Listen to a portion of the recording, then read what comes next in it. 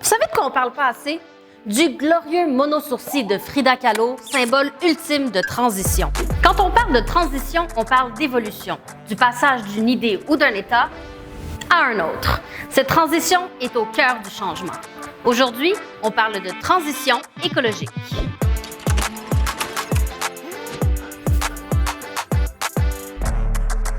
Bonjour. Bonjour.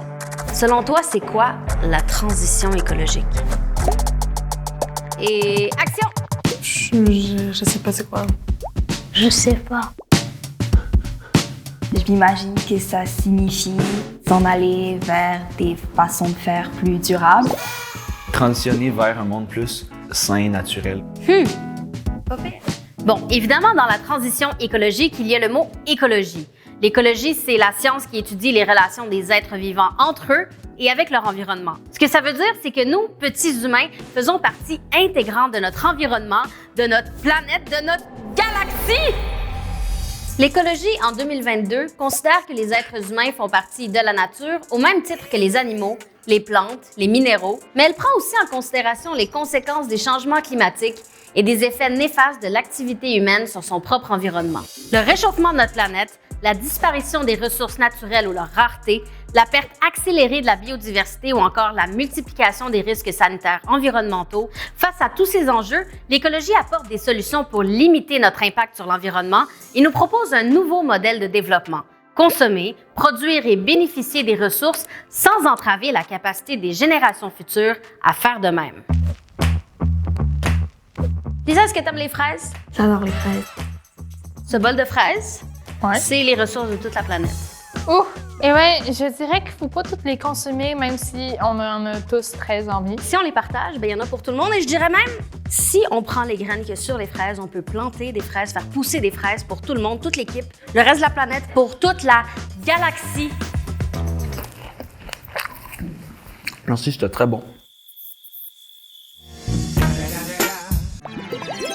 Ça va? Merci. Prends une fraise, Lisa. Merci. Partager les ressources, c'est ce que propose la transition écologique et c'est quelque chose qu'on fait déjà ici même, au Québec. Des citoyens et citoyennes comme toi s'engagent chaque jour pour transformer leur ville, pour les rendre respectueuses de l'environnement et des humains qui l'habitent. À l'international, des organismes contribuent aussi au mouvement de transition écologique, comme Souko, qui travaille depuis 1961 avec des partenaires dans 11 pays, comme au Sénégal, par exemple. La transition écologique, c'est une façon d'être proactive et proactif face au changement climatique.